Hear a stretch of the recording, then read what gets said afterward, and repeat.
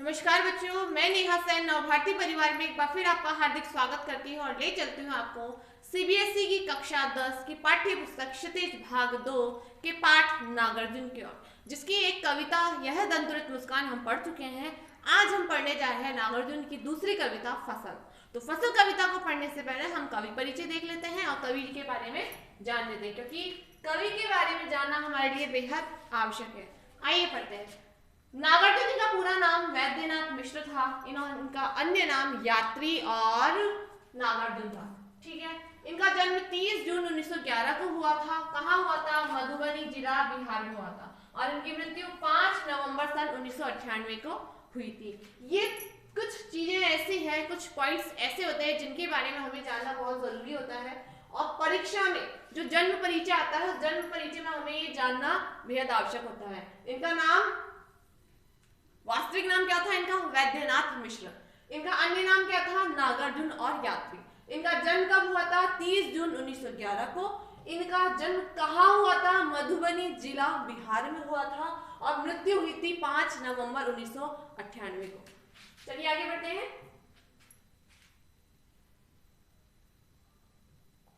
नागार्जुन का जन्म 30 जून 1911 को मधुबनी जिले के सतलखा गांव में हुआ था। और नागार्जुन का वास्तविक नाम वैद्यनाथ मिश्र था। हिंदी में उन्होंने नागार्जुन, हिंदी में जो उन्होंने कविताएं लिखी वो नागार्जुन नाम से लिखी। और मैथिली भाषा में उन्होंने यात्री उपनाम से साहित्य का सृजन किया था। ये चीजें ध्यान देने की है कि उनका वास्तविक नाम क्या था? वैद्यनाथ मिश्र। उनका हिंदी भाषा में उन्होंने जो साहित्य रचना की वो साहित्य रचना उन्होंने नागार्जुन नाम से की। और जो मैथिली भाषा में उन्होंने रचना की वो यात्री नाम से की। चलिए आगे बढ़ते हैं।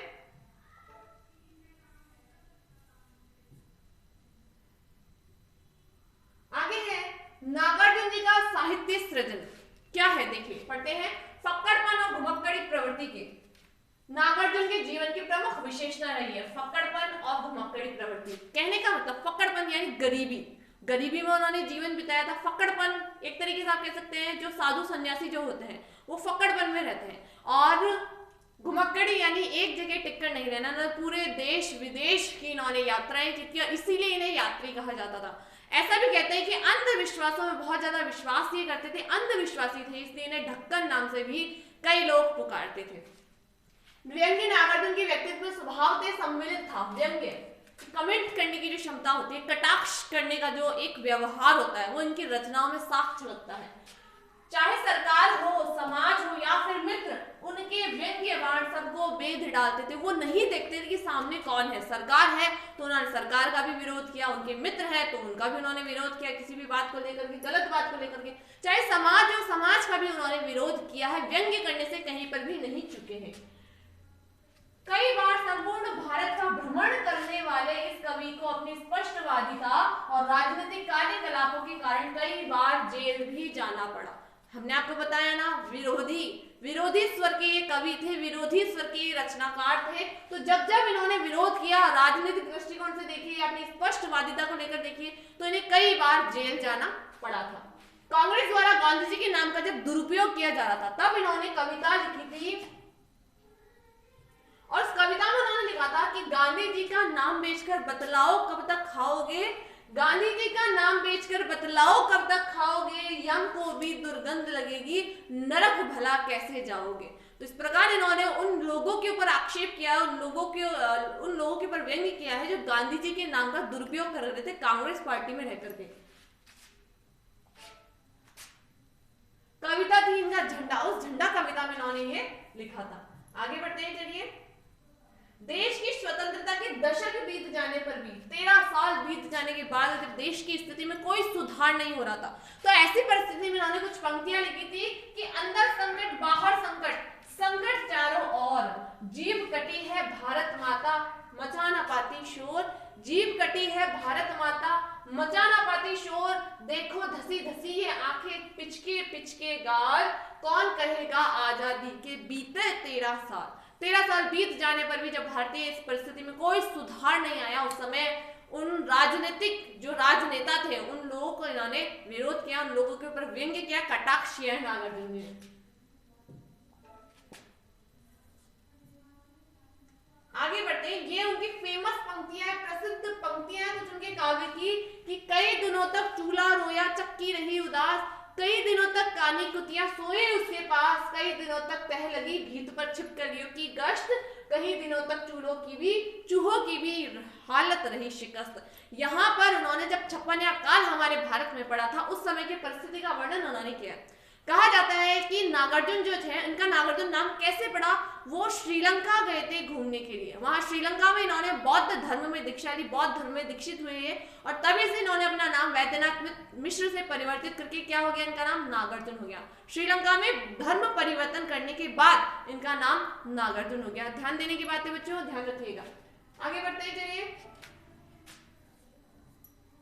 अब हम चलते हैं हमारी कविता की ओर जो हमें पढ़नी है। हमारे सिलेबस में, हमारे पाठ्यक्रम में है इनकी कविता, यह दंतुरित मुस्कान और फसल। तो फसल कविता को पढ़ने से पहले हम इसका मूल भाव जान लेते हैं क्या है। फसल कविता के अंदर कवि ने जो फसलें हैं उन फसलों को प्रकृति और मानवीय क्रियाओं दोनों का समावेश होते हुए बताया, अर्थात कि जो फसल है वो किसकी देन है, वो मानवीय क्रियाएं और प्रकृति दोनों का मिला जुला रूप है। उसमें क्या क्या चलता है देखो, कई सारी नदियों का पानी उसमें होता है, कई सारे खेतों की मिट्टी उसके अंदर होती है, सूरज की रोशनी उसके अंदर होती है और तो और बहुत सारे लोगों की मेहनत उसमें जुड़ी हुई होती है। आप जानते हैं किसान आंदोलन हमारे भारत में इस समय चरम पर है। कई दिनों से किसान सड़कों पर सर्द रातों में ठिठुरते हुए आंदोलन कर रहे हैं और उस आंदोलन का कोई निष्कर्ष अभी निकलने में नहीं आ रहा है। तो उन्हीं किसानों पर आधारित ये कविता फसल है। चलिए पढ़ते हैं कविता फसल।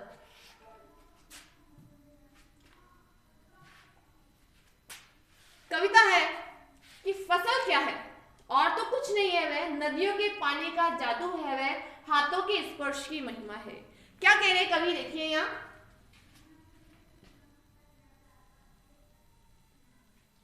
कवि कह रहे हैं कि फसल जो है वो फसल क्या है, फसल और तो कुछ नहीं है, कि वो और कुछ नहीं है, वो क्या है, नदियों के पानी का जादू है, नदियों के पानी का वो जादू है और हाथों के स्पर्श की महिमा है।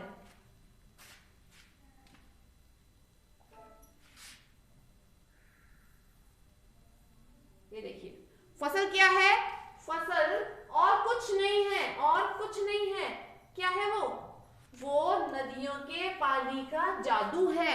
फसल कैसे बड़ी होती है, पानी से, पानी से वो फलती फूलती है, पानी से ही उसका विकास होता है और हाथों के स्पर्श की महिमा है।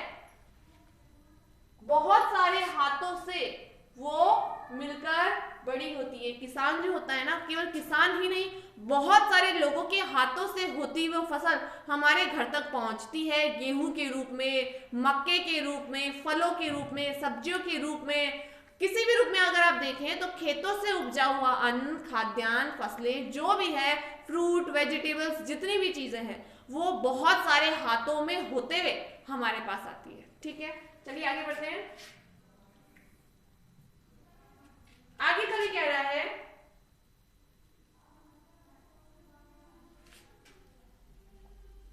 कि भूरी काली संदली, भूरी काली संदली मिट्टी का गुणधर्म है।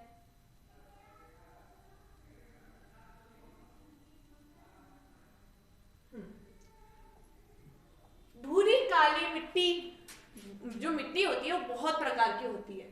वो बहुत सारी मिट्टी जो होती है उन बहुत सारी मिट्टियों से मिलकर के क्या बनी है, खेतों की मिट्टी बनी है और उन्हीं खेतों की मिट्टी का गुणधर्म जो है वो फसलों के अंदर पाया जाता है। ठीक है, रूपांतर है सूरज की किरणों का। हमने साइंस में पढ़ा है फोटोसिंथेसिस की जो प्रोसेस होती है, या यूं कहिए प्रकाश संश्लेषण की जो क्रिया होती है, उसके अंदर पौधे सूरज की रोशनी से अपना भोजन बनाते हैं और उस भोजन को वो पेड़ के बाकी जो पार्ट्स होते हैं, बाकी जो भाग होते हैं उन तक पहुंचाते हैं और उसी से वो डेवलप होता है, उसी से वो विकसित होता है, उसी से बड़ा होता है। तो यहाँ पर मैं ये कह रही कि रूपांतर है सूरज की किरणों का। तो फसल जो है वो सूरज की किरणों का रूपांतरण है, सिमटा हुआ संकोच है हवा की थिरकन का। हम ये भी जानते हैं कि कार्बन डाइऑक्साइड की मदद से ही पौधे अपना भोजन बनाते हैं, ऑक्सीजन छोड़ते हैं और CO2 लेते हैं। तो वही CO2 पादपों को भोजन बनाने के लिए सहायता करती है, हेल्प करती है। तो यहाँ पर मिट्टी जिससे वो पोषक तत्व लेते हैं, मिनरल्स लेते हैं, विटामिन, मिनरल्स, खनिज लवण, जो भी आप कहें, वो पोषक तत्व जड़ के द्वारा मिट्टी से एब्जॉर्ब करके, मिट्टी और पानी दोनों से एब्जॉर्ब करके पौधे उनको फोटोसिंथेसिस यानी प्रकाश संश्लेषण की क्रिया जो सूर्य की रोशनी की सहायता से होती है, भोजन बनाती है और पेड़ पौधों के अन्य भागों तक पहुंचाती है, जिससे वो विकसित होते हैं, जिससे वो डेवलप होते हैं। तो जो फसल है उसमें भूरी काली संदली मिट्टी का गुणधर्म होता है, उसमें सूरज की किरणों का रूपांतरण होता है और हवा की धिरकन का उसमें संकोच भी होता है। कहने का मतलब ये है कि फसल को बड़े होने में मिट्टी, सूरज की रोशनी और हवा का बहुत बहुत बहुत महत्वपूर्ण पार्ट, बहुत महत्वपूर्ण भूमिका होती है। चलिए आगे बढ़ते हैं।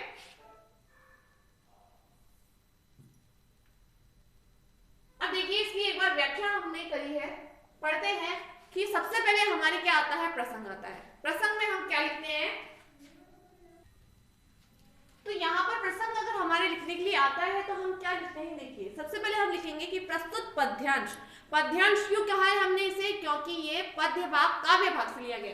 देखिए दो भाग होते हैं हमारे किताब में, एक होता है गद्य भाग और एक होता है पद्य भाग। पद्य भाग में हमारी कविताएं आती हैं और इसके अंदर हमारे पाठ आते हैं, ठीक है। तो कविता का जो अंश होता है वो पद्यांश कहलाता है और गद्य का जो अंश होता है वो गद्यांश कहलाता है। गद्य से अगर कोई पैसेज आता है हमारे लिखने के लिए, पैसेज बोल रही हूं मैं, तो पैसेज को क्या बोलते हैं, गद्यांश। और कविता का कोई भाग आता है लिखने के लिए हमें व्याख्या, तो उसे पद्यांश कहते हैं। क्या कहते हैं, पद्यांश। स्टेंजा आप जिसे अंग्रेजी में कहते हैं स्टेंजा, स्टेंजा को हिंदी में पद्यांश कहते हैं और पैसेज को हिंदी में गद्यांश कहते हैं, ठीक है। तो इस चीज का ध्यान रखिएगा, जब भी हम व्याख्या करते हैं, प्रसंग लिखते हैं, तो हमें ये लिखना आवश्यक होता है। क्या लिखना है हमें कि प्रस्तुत पद्यांश हमारी हिंदी की पाठ्य पुस्तक क्षितिज भाग 2 से लिया गया है और जिसमें संकलित कविता फसल है, इस फसल से ये पद्यांश लिया गया है।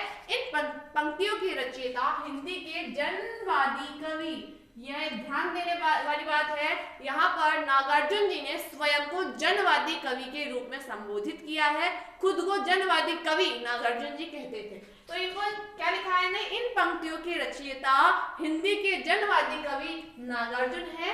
इस कविता में कवि ने यह बताया है कि प्रकृति और मानव के सहयोग से ही फसलों का सृजन होता है। प्रकृति और मानव के सहयोग से फसलों का सृजन होता है, दोनों फैक्टर्स मिलकर के फसल को बड़ा होने में हेल्प सहायता करते हैं। चलिए आगे बढ़ते हैं। ये क्या था हमारा प्रसंग। अब व्याख्या क्या है, देखिए व्याख्या है कि हम में से अधिकतर लोग जिस भोजन का प्रयोग करते हैं उनको ये नहीं पता कि फसल कि जिस फसल के कारण हमें भोजन मिलता है वह फसल कैसे उपजती है। तो इस कविता में कवि ने फसल में छिपे हुए गुणों और छिपी हुई ऊर्जा के बारे में हमें बताया है, उन लोगों को बताया है जो फसलों का, जो खाद्यान्नों का, भोजन का दुरुपयोग करते हैं। हम जाते हैं किसी भी शादी विवाह में या किसी भी आयोजन में हम जाते हैं, वहाँ भर भर प्लेट हम खाना लेते हैं, खाना हमें 4 या 5 कास होता है, 4 या 5 कौर हम खाते हैं, लेकिन वो पूरा खाना वेस्ट जाता है क्योंकि हम जितना लेते हैं उतना हम खा नहीं पाते। तो भोजन का दुरुपयोग जो हो रहा है वो दुरुपयोग देखते हुए कवि ने ये कविता लिखी और इस कविता के अंदर उसमें छिपे हुए गुणों के बारे में, छिपी हुई ऊर्जा के बारे में कवि ने हमें बताया है। क्या बताया है, देखिए कवि वर्णन करते हैं कि फसल में एक या दो नहीं बल्कि ढेर सारी नदियों का पानी का जादू समाया हुआ है। अब एक या दो नहीं, बहुत सारी नदियों का पानी कैसे समाया हुआ है, देखिए सागर, कौन सा सागर, आप कोई सा भी सागर ले लीजिए, उस सागर के अंदर बहुत सारी नदियां आके मिलती हैं। उन सागर में आप नहीं जानते कि कौन सा जल है यानी कौन सी नदी का जल है, कौन सी झील का जल है, हम नहीं जानते। तो जैसे सागर के अंदर नहीं पता पड़ता कौन सी नदी का पानी समाया हुआ है, आप सागर में जाके अगर पानी भरते हैं तो आपको नहीं पता पड़ेगा कि उस नदी, उसमें किस नदी का पानी उसमें है। तो यहाँ पर भी कवि यही बता रहा है कि फसलों के अंदर हम नहीं बता सकते कि किस नदी के पानी का जादू उसमें समाया हुआ है, क्योंकि सिंचाई करने के लिए जो हमारे भारतीय कृषक हैं वो वर्षा ऋतु में होने वाली वर्षा के ऊपर डिपेंड होते हैं, उस वर्षा पर निर्भर होते हैं। तो वो वर्षा कैसे होती है, वो बरसात होती है, वो रेन जो होती है वो सागर से जो बादल भाप के रूप में पानी लेकर के आते हैं। हाइड्रो सर्किल जो होता है, जल चक्र जो होता है, उस चक्र के अंदर बादल जो होते हैं वो सागर के ऊपर जाकर पानी एब्जॉर्ब करते हैं और उस पानी को लाकर के वो खेतों में बरसाते हैं वर्षा के रूप में। तो हम नहीं जानते कि कितनी नदियों का पानी इन फसलों में समाया हुआ है। फसल में लाखों करोड़ों हाथों के स्पर्श की गरिमा भरी हुई है, क्योंकि फसल को तैयार करते समय असंख्य मजदूरों के हाथ लगते हैं और फसल में हजारों खेतों की मिट्टी का गुण धर्म भरा हुआ होता है। अब असंख्य मजदूरों के हाथ कैसे लगते हैं भाई, हम बाजार से बीज लेके आए, उन बीजों को हमने, वो बीज पता नहीं कौन कौन से खेतों से किस किस किसान के हाथ से लग करके वो बीज हमारे पास आए, किसानों के पास में वो किसान उन बीजों को लेके आता है। उनके घर के परिवार वाले जो होते हैं, घर में सदस्य नहीं है, तो वो किसी और के माध्यम से खेतों की जुताई करता है, उन खेतों को साफ करता है, उन बीजों को बोता है। फिर उन बीजों को बोने के बाद में उसमें पानी दिया जाता है, वो बड़े होते हैं, बड़े होकर उनकी कटाई छटाई, बीजों को अलग करना, फिर खेतों से शहरों में लेके आना, उनको बेचना, बहुत सारे कार्य होते हैं फसलों को तैयार करने के अंदर। खेतों से लेकर के हमारे घर तक आने का जो बीज की जो प्रक्रिया होती है, बीज की जो प्रोसेस होती है, उस प्रोसेस में न जाने कितने लोगों के हाथ उसमें काम आते हैं, स्पर्श उनका लगता है। तो इसलिए कवि ने यहाँ कहा है कि असंख्य मजदूरों के हाथ उस फसल को तैयार करने में लगते हैं। आगे कवि बता रहे हैं कि फसल में हजारों खेतों की मिट्टी का गुणधर्म भरा हुआ है। अब हजारों मिट्टी के गुणधर्म से क्या तात्पर्य है कवि का? हजारों मिट्टी के गुणधर्म से तात्पर्य ये है कि वहां जो बीज है हमारे घरों में जो हम काम में ले रहे हैं, वो एक या दो खेतों की मिट्टी का जादू नहीं है, वो बहुत सारे खेतों से मिलकर के बना हुआ अन्न है। उन बहुत सारे खेतों की मिट्टी से बनी हुई सब्जी है, फल है जो हम उपयोग करते हैं। तो बहुत सारे खेतों की मिट्टी का गुणधर्म इन फसलों में समाया हुआ है। या तो ऐसे ले लीजिए, या फिर ऐसे ले लीजिए आपकी पवनों के द्वारा जो मिट्टी उड़ा के लाई जाती है, वो मिट्टी पता नहीं कौन कौन से देश की, कौन कौन से प्रदेश की मिट्टियां होती है। इसलिए कवि ने यह कहा है कि फसल में हजारों खेतों की मिट्टी का गुणधर्म समाया होता है। चलिए आगे बढ़ते हैं। आगे कवि बता रहे हैं कि एक की नहीं, दो की नहीं, ढेर सारी नदियों के पानी का जादू है। अभी आपको मैंने बताया कि जो फसल है उस फसल में एक नदी की नहीं, दो नदी की नहीं, बल्कि ढेर सारी नदियों के पानी का जादू समाया हुआ होता है। वर्षा ऋतु में वर्षा जो होती है वो पता नहीं कौन से सागर से वो बादल भर के लाए होते, कौन सी नदी के ऊपर जाकर के वो पानी को लेकर के आए होते हैं, जो आकर के किसानों के खेतों में बरसाती है। ठीक है, तो कभी यही कह रहा है यहाँ पर कि एक की नहीं, दो की नहीं, बल्कि बहुत सारी नदियों के पानी का जादू इसमें समाया हुआ है। किसके अंदर? खेतों के अंदर, फसलों के अंदर। ठीक है, चलिए आगे बढ़ते हैं।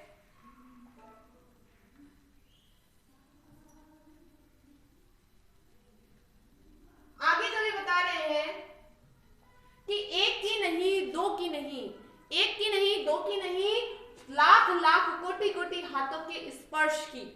अब कवि यहां क्या कह रहे हैं, देखिए,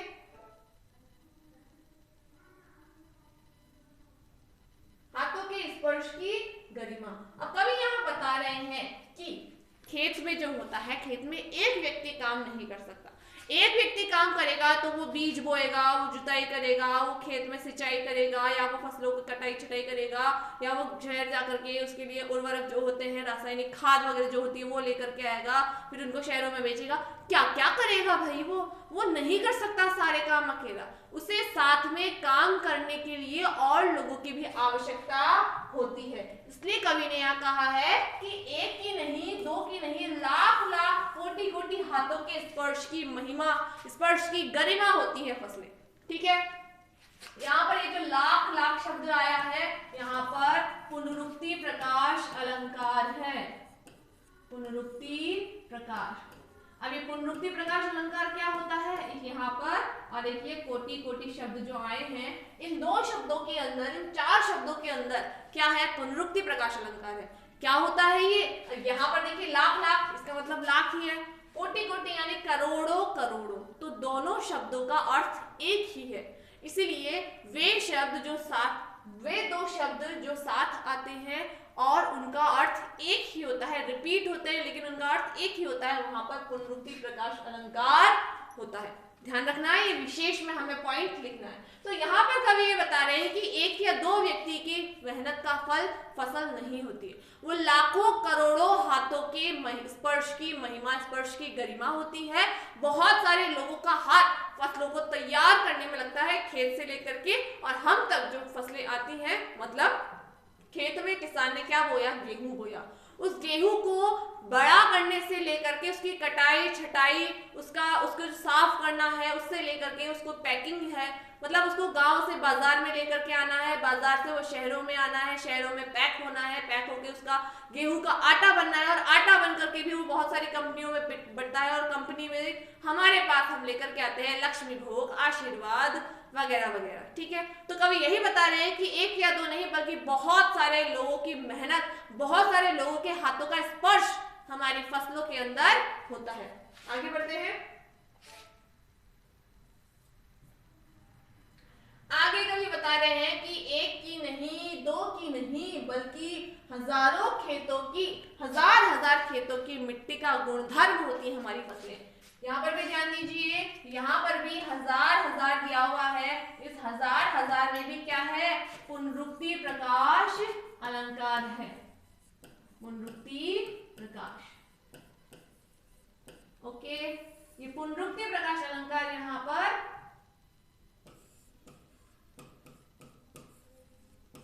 अलंकार है। क्यों? क्योंकि हजार हजार का मतलब भी यहाँ पर हजार ही है। ठीक है, अब यहाँ पर कवि क्या बता रहे हैं कि एक की नहीं, दो की नहीं। मैं आपको वही बताया कि एक या दो खेतों की मिट्टी का नहीं बल्कि बहुत सारे खेतों, हजारों खेतों की मिट्टी से बड़ी हुई है हमारी फसलें जो हम खाते हैं। अब यहाँ पर हजारों खेतों की मिट्टी से क्या तात्पर्य लिया कवि ने हजारों खेतों की मिट्टी से यह तात्पर्य लिया है, यह बताया है कि खेतों की जो मिट्टी होती है वो एक या दो नहीं, कहीं पर काली मिट्टी होती है, कहीं पर भूरी मिट्टी होती है, कहीं पर बता रहे ना काली, भूरी, संदली, बहुत प्रकार की मिट्टियां होती है। किसी किसी फसल को, जैसे आप ज्योग्राफी में पढ़ते हैं, आप भूगोल में आपने पढ़ा होगा कि अलग अलग फसल को डेवलप होने के लिए, बड़ा होने के लिए अलग अलग क्लाइमेट और अलग अलग मिट्टी की जरूरत होती है, अलग अलग सॉइल की जरूरत होती है। जैसे आपका कपास है, जो कॉटन है, उस कॉटन को काली मिट्टी चाहिए होती है, काली मिट्टी में चिकनापन होता है, इसलिए वो कॉटन को बड़े होने में हेल्प करता है। आलू होता है, आलू को हमारी बालू मिट्टी चाहिए होती है। ऐसे अलग अलग प्रकार के क्रॉप्स को, अलग अलग प्रकार की फसलों को अलग अलग मिट्टियों की आवश्यकता होती है, उनकी अब्जॉर्ब जो क्षमता होती है उसके अकॉर्डिंग। ठीक है, तो यहाँ पर कवि यही बता रहे हैं कि एक या दो नहीं बल्कि बहुत सारे खेतों की मिट्टी का गुणधर्म होती है हमारी फसलें। चलिए आगे बढ़ते हैं। वही आपका प्रसंग आ गया कि प्रस्तुत पद्यांश हमारे हिंदी की पाठ्य पुस्तक क्षितिज भाग 2 से लिया गया है और संकलित कविता फसल से ली गई है पंक्तियां। ठीक है, इन पंक्तियों के रचनाकार हिंदी के जनवादी कवि नागार्जुन जी हैं। इस कविता में कवि ने यह बताया है कि प्रकृति और मानव के सहयोग से ही फसलों का सृजन होता है। यह हमारा क्या है? यह हमारा प्रसंग है। अब इसका भावार्थ क्या है? जिस फसल को हम किसी अनाज या सब्जी या फल के रूप में देखते हैं, वह कुछ नहीं बल्कि नदियों के पानी का जादू है और वह हाथों के स्पर्श की महिमा है, वह कई प्रकार की मिट्टी का गुणधर्म है, वह सूरज की किरणों का रूपांतर है। हमने जीव विज्ञान में, बॉटनी जो हम पढ़ते हैं, बायोलॉजी जो हम पढ़ते हैं, उसमें हमने पढ़ा है कि किस तरह सूरज की किरणों की ऊर्जा अपना रूप बदलकर पादपों में भोजन के रूप में जमा होती है, वहां पर स्टोर हो जाती है। और कवि को यह भी लगता है कि फसल में हवा की थिरकन का सिमटा हुआ संकोच भी भरा हुआ है। आगे कवि कहते हैं कि फसल को तैयार होने में बहुत शक्ति और अवयवों का योगदान होता है। अवयव यानी एलिमेंट्स, उनका उपयोग होता है, योगदान होता है। फसल के तैयार होने में मिट्टी से जरूरी पोषक मिलते हैं।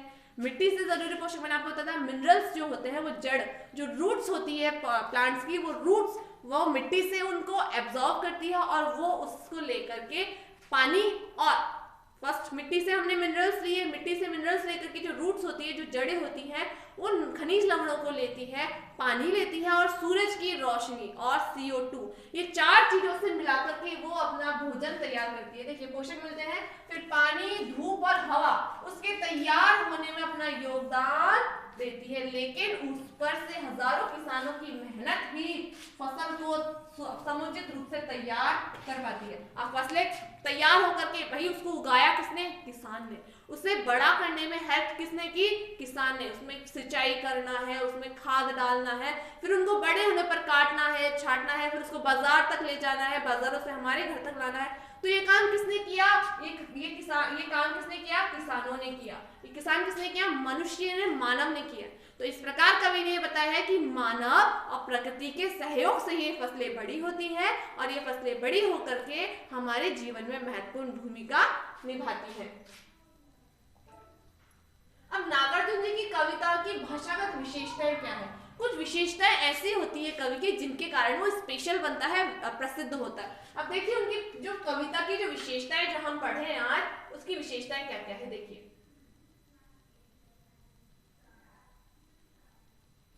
पहला तो उनकी भाषा सहज, सरल तथा प्रवाह में है। उनकी भाषा जो है वो सहज है, सरल है तथा प्रवाह में खड़ी बोली का प्रयोग उन्होंने किया है। ये जो कविता लिखी गई है खड़ी बोली भाषा के अंदर, खड़ी बोली के अंदर लिखी गई है। दूसरा पॉइंट आ गया हमारा कि शब्द चयन सर्वदा उचित और सटीक है।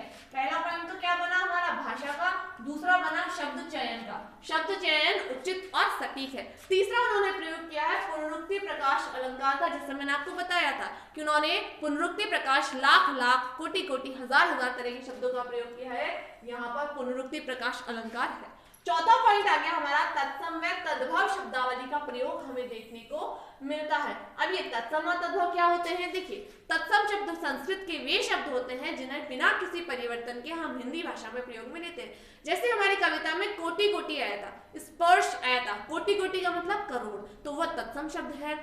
और हमारा शब्द आया था स्पर्श, मतलब छूना, तो स्पर्श भी क्या है? हमारा तत्सम शब्द है। फिर तद्भव शब्द, तत्सम भाषा के वे शब्द जिन्हें थोड़ा बहुत चेंज करके, यानी हमने अपनी सुविधा अनुसार उन्हें चेंज करा, उन्हें परिवर्तित किया और फिर हम उसको हिंदी भाषा में प्रयोग में ला रहे हैं, तो वो कौन से होते हैं? वो होते हैं हमारे तद्भव शब्द। तो इस कविता में तत्सम और तद्भव दोनों प्रकार के शब्दों का यहाँ पे कवि ने प्रयोग किया है। ठीक है, फिर यहाँ पर है प्रसाद गुण।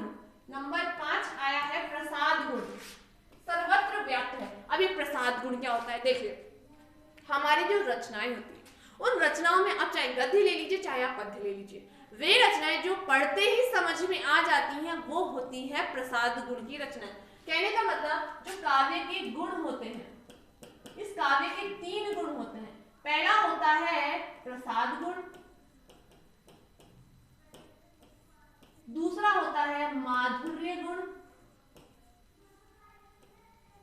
माधुर्य गुण, और तीसरा होता है ओज गुण। ठीक है, तो प्रसाद गुण क्या होता है? हमें रचना पढ़ते ही समझ में आ गई, सुनते ही समझ में आ गई, वो होता है प्रसाद गुण। माधुर्य गुण क्या होता है?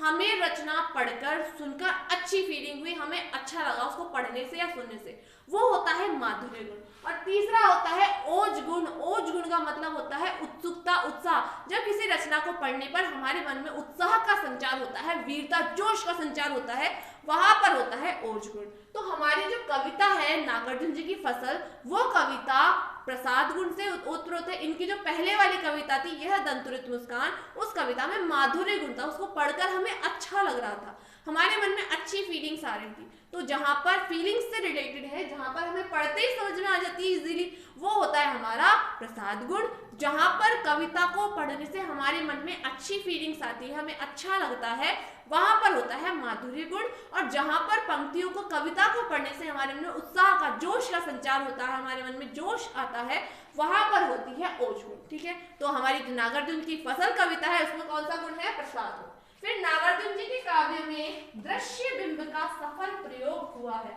अब ये बिंब क्या होता है? वो भी दृश्य बिंब। देखिए बिंब का मतलब होता है किसी भी रचना को पढ़कर आपके सामने एक चित्र बनता है, पढ़ने पर, सुनने पर, देखने पर नहीं, हम उस चीज को पढ़ रहे हैं। जैसे हमने अभी फसल कविता के बारे में पढ़ा, तो कविता को पढ़ते समय हमारे आंखों के सामने वो सीन क्रिएट हो रहा था, वो दृश्य बन रहा था, तो वही क्या कहलाता है, बिंब कहलाता है। अब यहाँ पर दृश्य बिंब का मतलब क्या है, कवि ने बताया कि वो बहुत सारी मिट्टियों का जादू है। तो हमारे दृश्य, हमारे आगे जो दृश्य आया ना, वो आया मिट्टियों का, सामने पिक्चर बन गई हमारे सामने, खेतों की मिट्टी का जादू है, और क्या है, सूरज की किरणों का रूपांतरण है, और क्या है, बहुत सारी नदियों का पानी है। और नदियों का पानी की बात आई तो हमारे आंखों के आगे नदियों की पिक्चर आ जाती है, नदी आ जाती है, सागर आ जाता है हमारे आंखों के आगे। तो जब रचना को पढ़कर हमारे सामने वो सीन क्रिएट हो जाता है, वो दृश्य बन जाता है, तो वो दृश्य बिंब कहलाता है। ठीक है, तो यहाँ पर कविता में हमें दृश्य बिंब दिखाई दे रहा है। इस कविता में जो फसल कविता है, इसके अंदर दृश्य बिंब का प्रयोग कवि ने किया है। फिर यहाँ पर वर्णनात्मक शैली का प्रयोग हुआ है। पहले और दूसरे पद की जो व्याख्या कवि ने की है, वो बाद वाले पदों में उन्होंने की है। कैसे कि उन्होंने कहा कि ये एक या नदियों के जादू का पानी है, नदियों के पानी का जादू है, तो वहां पर उन्होंने बताया कि एक या दो की नहीं, बहुत सारी नदियों के पानी का जादू है। फिर उन्होंने कहा खेतों की मिट्टी का जादू है, अब एक या दो की नहीं, बहुत सारे खेतों की मिट्टी का जादू है। हाथों के स्पर्श की गरिमा है, तो कैसे हाथों के स्पर्श की गरिमा है, एक या दो की नहीं, असंख्य लाखों करोड़ों हाथों के स्पर्श की गरिमा है। तो इस प्रकार वर्णन करते हुए उन्होंने अपनी कविता में इन पंक्तियों का भाव बताया है। ठीक है, तो ये थी हमारी कविता, नागार्जुन जी की कविता फसल। कैसी लगी आपको हमारी कविता, हमें कमेंट करके जरूर बताइएगा, ताकि हम अच्छे वीडियो बनाने के लिए प्रेरित हों। आपके जो लाइक्स हैं, आपके जो कमेंट्स हैं, वो हमें नई वीडियोस बनाने के लिए प्रोत्साहित करता है, मोटिवेट करता है। तो हमें मोटिवेट करने के लिए लाइक्स कीजिए, वीडियो को ज़्यादा से ज़्यादा शेयर कीजिए। अगर अब तक आपने हमारे चैनल को सब्सक्राइब नहीं किया है, तो हमारे चैनल को सब्सक्राइब कीजिए। फिर मिलेंगे आपसे नेक्स्ट वीडियो में नेक्स्ट टॉपिक के साथ। तब तक के लिए नमस्कार, धन्यवाद।